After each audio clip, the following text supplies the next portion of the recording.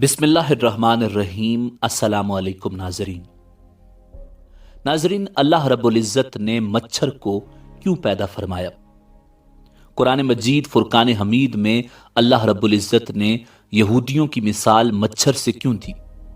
यहूदियों ने मच्छर की मिसाल पर क्या एतराज़ किया और अल्लाह रब्बुल इज़्ज़त ने क्या जवाब इरशाद फरमाया? अल्लाह ताला ने नमरूद को कैसे एक लंगड़े मच्छर से हलाक किया, यही हमारी आज की वीडियो का मौजू होगा।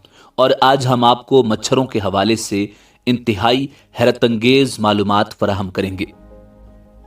नाजरीन, कुरान मजीद फुरकान हमीद की सूरह बकरा में अल्लाह रब्बुल इज़्ज़त ने इरशाद फरमाया, इन्नल्लाह ला यस्तही अन यضرब मथलन मा बऊदतन फमा फौकहा फअम्मल्लज़ीन आमनू फयअलमून अन्नहुल हक़्क़ु मिन रब्बिहिम वअम्मल्लज़ीन कफ़रू फ़यक़ूलून माज़ा अरादल्लाहु बिहाज़ा मसला युदिल्लु बिही कसीरन व यहदी बिही कसीरा वमा युदिल्लु बिही इल्लल फ़ासिक़ीन। यकीनन अल्लाह ताला किसी मिसाल के बयान करने से नहीं शर्माता, खा मच्छर की हो या उससे भी हल्की चीज़ की। ईमान वाले तो अपने रब की जानिब सही समझते हैं और कुफ़ार कहते हैं कि इस मिसाल से अल्लाह ने क्या मुराद ली है। इसके ज़रिए बेशतर को गुमराह करता है और अक्सर लोगों को राह रास्त पर लाता है, और गुमराह तो सिर्फ फासिकों को ही करता है। नाजरीन, मच्छर हशरातुल अर्ज़ में से मक्खी की एक किस्म है। दुनिया भर में मच्छरों की तकरीबन 3500 अक़साम पाई जाती हैं। मच्छर की ज़िंदगी 4 इर्तिकाई मराहिल पर मुश्तमिल होती है: अंडा, लार्वा, प्यूपा और मुकम्मल मच्छर। इनकी अफजाइश अमूमन जोहड़ों, तालाबों, नालियों या पानी के किसी ज़ख़ीरे और पौधों के पत्तों पर होती है। इनकी ज़िंदगी के पहले 3 मरहले 1 से 2 हफ्ते में मुकम्मल हो जाते हैं। मादा मच्छर 1 माह तक जिंदा रह सकती है, मगर आम तौर पर इसकी ज़िंदगी 1 से 2 हफ्ते तक होती है। इनकी अफजाइश और ज़िंदगी में माहौल को ख़ास अहमियत हासिल है। मच्छरों की असल खुराक फलों फूलों का रस है। खून की ज़रूरत सिर्फ मादा मच्छर को होती है। अंडे देने के लिए मादा मच्छर को फौलाद और प्रोटीन की ज़रूरत होती है, जो ये खून से हासिल करती है। खून हासिल करने के बाद मादा मच्छर आराम करती है जब तक कि ये खून हजम न हो जाए और अंडा तैयार न हो जाए। मच्छरों की बाज़ अक़साम मुसलसल 4 घंटे तक उड़ सकती हैं और रात भर में ये 12 किलोमीटर तक सफ़र तय कर सकते हैं। इनकी ज़्यादा अक़साम गर्म मरतूब इलाकों में पाई जाती हैं, जहां ये सारा साल अपनी ज़िंदगी का पहिया चलाते रहते हैं। सर्द मौसम अगरचे गैर फ़ाल है, मगर मुकम्मल तौर पर सर्द मौसम में मच्छर ख़त्म नहीं होते।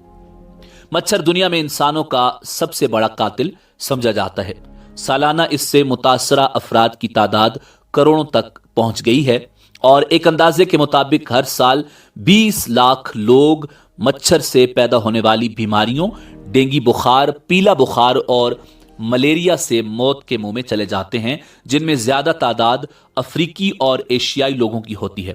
ताहम मच्छर का खून पीने का अमल एड्स जैसी मोहलिक बीमारी का भी सबब बनता है।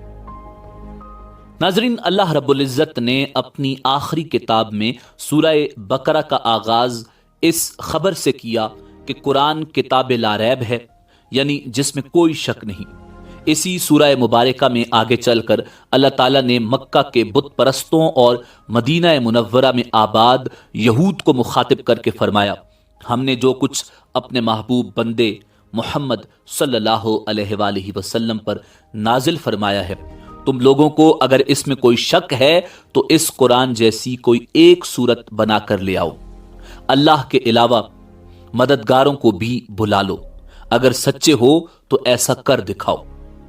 बुत परस्तों, यहूदियों और मुनाफिकों ने कुरान पर एतराज किया था कि ये किताब पतंगों और कीड़ों, हशरात का तज़किरा करती है, तो अल्लाह कैसे हकीर चीजों का जिक्र कर सकता है।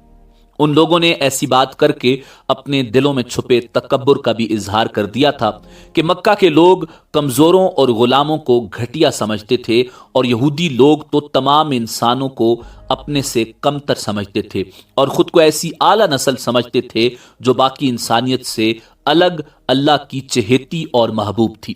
اس پر اللہ تعالیٰ نے ارشاد فرمایا، اس حقیقت کے اظہار میں شک کی کوئی گنجائش نہیں کہ اللہ تعالیٰ کسی قسم کے مچھر کی مثال دینے سے بھی شرم اور ندامت محسوس نہیں فرماتا کہ یہ تو حقیر مچھر ہے، بلکہ مچھر سے بھی کوئی کمتر ہو تو اس کی مثال دینا بھی باعث ندامت نہیں۔ اللہ رب العزت نے مچھر کے لیے قرآن میں بعودہ کا لفظ استعمال فرمایا۔ یہ مؤنث لفظ ہے۔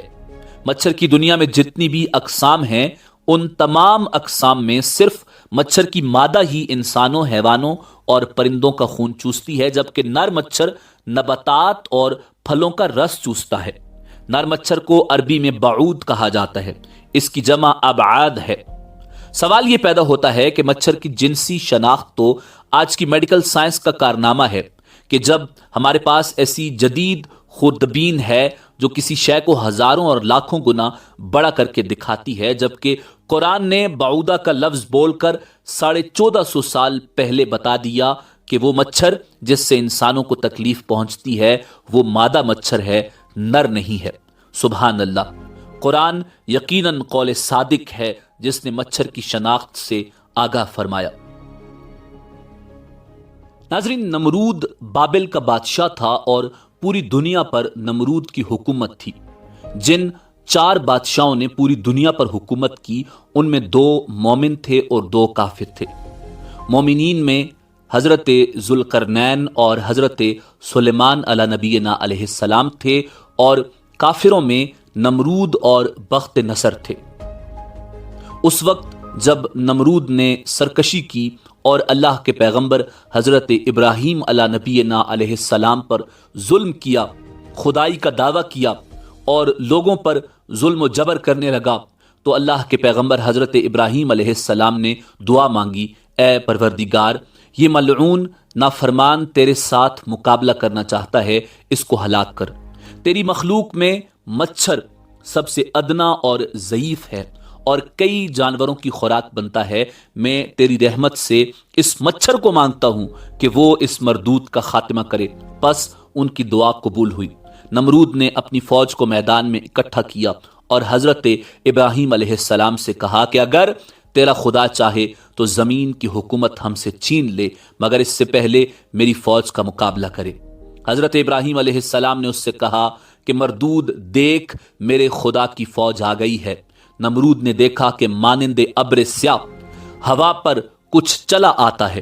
یہ دیکھ کر لشکر میں ہلچل مچ گئی، مچھروں کا شور پھیل گیا اور اس مردود کا سارا جوش و خروش جاتا رہا۔ یوں اللہ رب العزت نے اس لشکر پر مچھر مسلط کر دیے، انہوں نے ان کا سارا گوشت اس طرح کھا لیا کہ صرف ہڈیاں باقی رہ گئیں۔ ایک مچھر نمرود کی ناک میں گھس گیا اور دماغ میں جا کر اس کا مغز کھانے لگا۔ روایات میں آتا ہے کہ وہ مچھر ان مچھروں کی فوج کا سردار تھا اور ایک ٹانگ سے لنگڑا تھا، یعنی اللہ نے کائنات عالم کی سب سے حقیر مخلوق کو اپنے ساتھ خدائی کا دعویٰ کرنے والے اور اپنے ساتھ شرک کرنے والے نمرود پر مسلط کر کے یہ ثابت کیا کہ خدا جو چاہتا ہے کرتا ہے۔ مردود اس عذاب میں گرفتار ہوا جس کا چارہ کچھ نہ ہو سکا، اور ہر کسی سے اپنے سر پر لکڑی، ہتھوڑا یا جوتا مرواتا تو کچھ پل کے لیے وہ مچھر بیٹھ جاتا اور اس کو نہ چھیڑتا، مگر جیسے ہی وہ جوتے ہٹائے جاتے وہ دوبارہ اس کو تنگ کرنے لگتا اور اس کے ناک میں گھس کر اس نے اتنا تنگ کیا کہ اسی تکلیف کفر کی حالت میں نمرود ہلاک ہوا۔ ناظرین، اسی امید کے ساتھ اجازت دیجیے کہ آپ کو ہماری ویڈیو پسند آئی ہوگی۔ ملتے ہیں بہت جلد ایک نئی تاریخی، تحقیقی اور معلوماتی ویڈیو کے ساتھ۔ اللہ رب العزت آپ کا حامی و ناصر ہو۔